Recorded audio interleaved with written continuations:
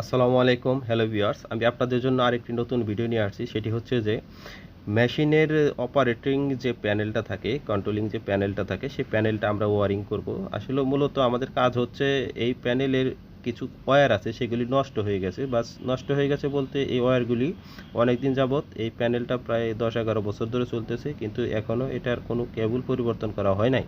তো সেই জন্য আমরা এইটার ভিতরে যে ইন্টারনাল যে কেবলগুলি আছে সেই কেবলগুলি আমরা পরিবর্তন করব, কারণ এখানে যে কেবলগুলির অনেক বয়স হয়েছে এবং এগুলি চাইনিজ কেবল, এগুলি বেশি দিন লাস্টিং করে না। তো সেই জন্যই আমরা এগুলি পরিবর্তন করব। তবে আমরা যথেষ্ট চেষ্টা করেছি এই প্যানেলের কিছু কেবল রাখার জন্য, যে কেবলগুলি ঠিক আছে।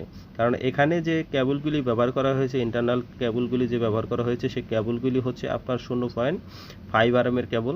তো এখানে আরএম বলতে হচ্ছে না, কারণ এটা হচ্ছে এমএম, কারণ এগুলি ফরেন কান্ট্রিতে সব এমএম চলে, আরএম চলে না। তো এই কেবলগুলি আমরা পরিবর্তন করব। এই কেবলের আরেকটা খারাপ দিক আছে, সেটি হচ্ছে যে কিছু কিছু কেবলের মাঝখান থেকে ছিঁড়ে গেছে। তো এখন আমরা এটি নতুন কেবল লাগিয়েছি। সেটি আমরা যে কেবলগুলি ইউজ করেছি এটা 1.5 আরএম আছে, আপনার 1.1 আরএম আছে। তো জাস্ট ওরা যে কেবলগুলি ইউজ করেছে কন্ট্রোলিং কেবল, ইন্টারনাল কেবলগুলি অনেক চিকন কেবল। ওরা জাস্ট শুধু আপনাকে মেশিনটা যেন রান হয় এই জন্য এই কেবলগুলি ইউজ করে। আর কন্ট্রোলিং কেবল মানে ওরা এত চিকন চিকন দিয়েছে যে এই কেবলগুলি আপনি বেশি দিন ইউজ করতে পারবেন না, এই মাঝখান থেকে ছিঁড়ে যায়। তো জাস্ট আমরা আপনাদের দেখানোর জন্য আরেকটু দেখাচ্ছি যে আসলে দেখুন ওরা কী ধরনের কেবল এখানে কন্ট্রোলিংয়ের জন্য ইউজ করেছে। আর এই কেবলগুলি ধরেন আপনি সোজা করতে গেছেন, হাত দিয়ে টান দিয়েছেন, ভিতর থেকে ভেঙে যাচ্ছে। মানে খুবই বাজে অবস্থা, বাজে হাল। কারণ আপনি একটা মেশিন যখন কিনেন তখন অবশ্য এই জিনিসগুলি আপনারও খেয়াল করা উচিত আছে যে আমরা আসলে এখানে যে ইন্টারনাল যে কেবলগুলি ইউজ করবো সেগুলি যেন একটু মানসম্মত কোয়ালিটি কেবল থাকে। কারণ এত কেবলের মাঝখান থেকে যদি একটি কেবল ছিঁড়ে দেয় তো সেক্ষেত্রে কিন্তু আপনার মেশিন রান করতে পারবেন না। তো সেটাকে আপনার 1 বাই 1 চেক করতে হয়, তার আসলে কন্টিনিউটি দেখে চেক করতে হয় যে আসলে কেবলটা ছিঁড়ে গেছে কিনা। তো আমরা এই ধরনের প্রবলেম সচরাচর প্রায় ফ্যাক্টরিতেই পাই এই সমস্যাগুলি। তো যে কারণে হয়তো বা আপনার কন্ট্রোলিং ফেল করে।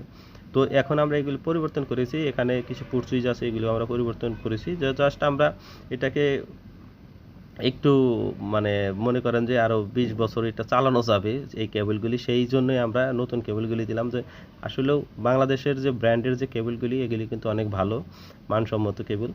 কারণ আমি চাইনিজ কেবল কোম্পানিতে চাকরি করেছি, যেখানে জব করেছি, সেখানে আসলেও আমি দেখেছি যে আসলে কেবল অতটা ভালো হয় না চাইনিজদের।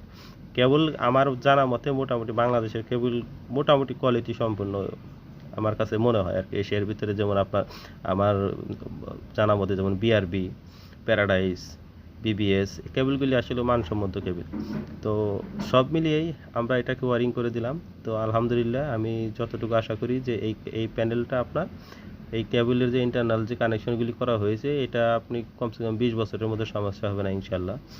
কারণ আমরা তো আর এই 0.5-এর তার ইউজ করি নাই, আমরা 1.5 1 আরএম এগুলো ইউজ করেছি।